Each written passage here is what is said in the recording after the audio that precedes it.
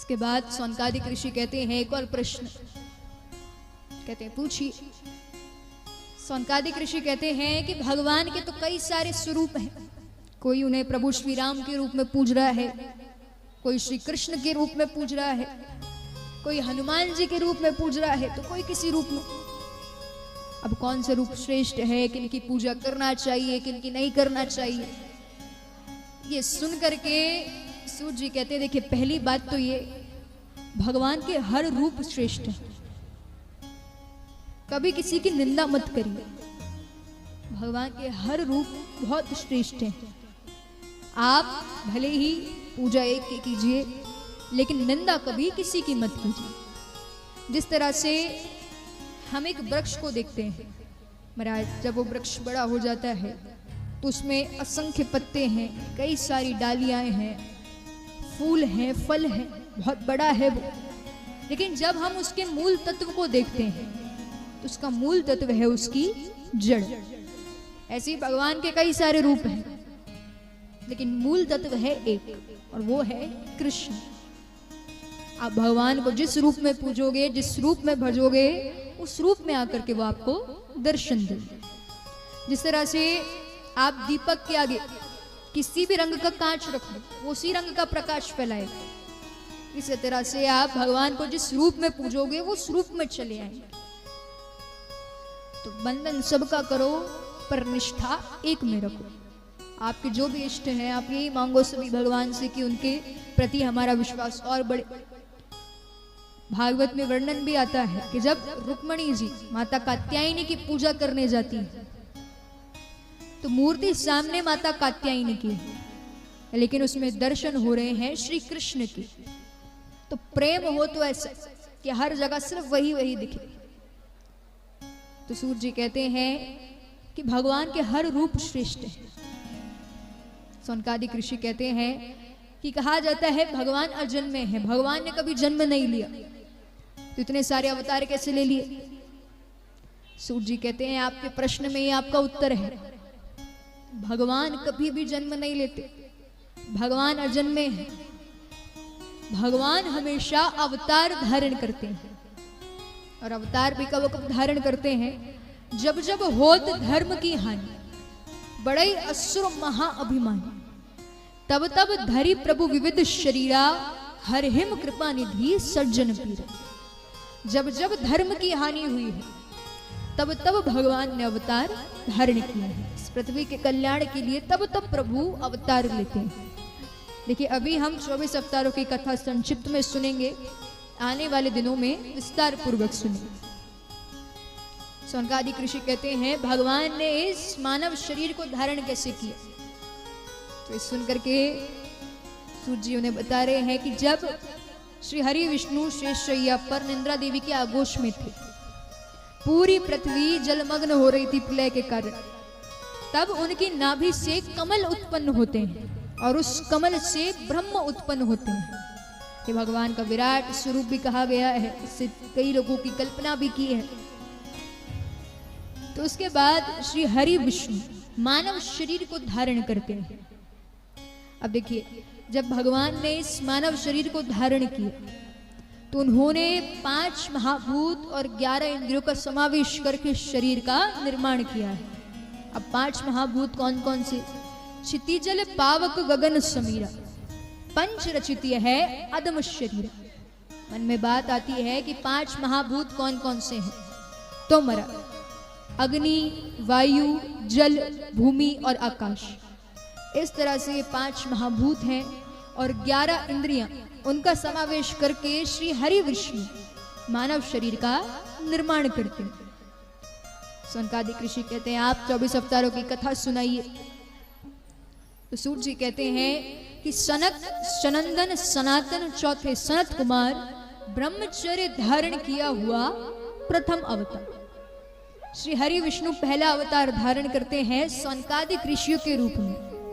ये ब्रह्मा जी के 4 मानस पुत्र हैं, सनक, सनंदन, सनातन, सनत कुमार। इन्हें ही सौनकादिक ऋषि कहते हैं। इन्होंने मात्र 5 वर्ष की आयु में तप को धारण किया और कठोर तपस्या का मार्ग बताया। दूसरा अवतार श्री हरि विष्णु धारण करते हैं बरहा अवतार, सूकर के रूप में अवतार धारण किया है। इस अवतार में भगवान पृथ्वी को पाताल लोक से ऊपर लेकर के आते हैं अपनी दाढ़ी की नोक पर रखकर। तीसरा अवतार भगवान धारण करते हैं नारद जी के रूप में, जो कि कर्मों के द्वारा किसी भी प्रकार के कर्म बंधन का मार्ग बताते हैं। चौथा अवतार श्री हरि विष्णु धारण करते हैं नर नारायण अवतार, जिसमें वो अपने मन और इंद्रियों का संयम करके कठोर तपस्या करते हैं और कठोर तपस्या का मार्ग बताते हैं।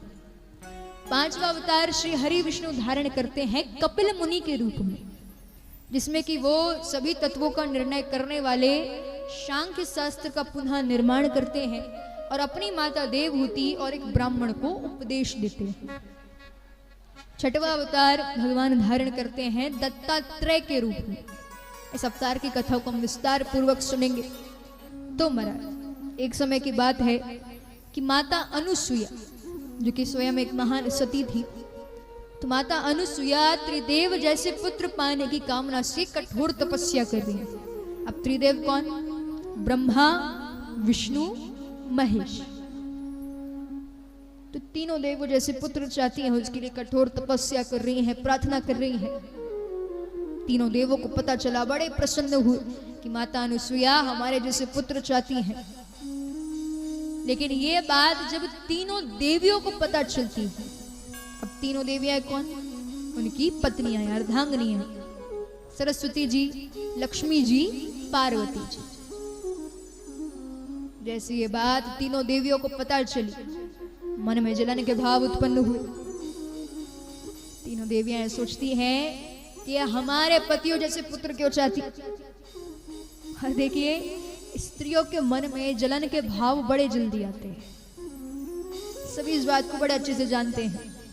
मन ही मन बहुत जलन होती है। यदि आपकी सहेली आई है, आकर के आपको दिखाएगी, देखो ये मैंने नया गहना लिया है, कैसा लग रहा है, तो कहोगे अच्छा है, अब बुरा तो कह नहीं सकते, बड़ा सुंदर लग रहा है। मन में जलन होगी, मुझे दिखा रही है, अब देखो तुमसे अच्छा लेकर तुम्हें दिखाऊंगी। अब मन में जलन के भाव उत्पन्न हुए। घर पर जाकर पति से कहा मुझे सोने का हार चाहिए। राजपति बड़ा परेशान, अब जब तक जिद पूरी नहीं होगी तब तक खाना नहीं मिलेगा। तो शामत किसकी आई? पतियों की। तो स्त्रियों के मन में ये भाव बड़े जल्दी आते हैं। मतलब थोड़ा कुछ देखा, मन में जलन के भाव आए, सोचिए हम तो मनुष्य हैं, तीनों देवियां हैं, उनके मन में जलन के भाव आ गए। तीनों देवियां सोचती हैं कि हमारे पतियों जैसे पुत्र क्यों चाहती हैं, कुछ ना कुछ तो करना पड़ेगा।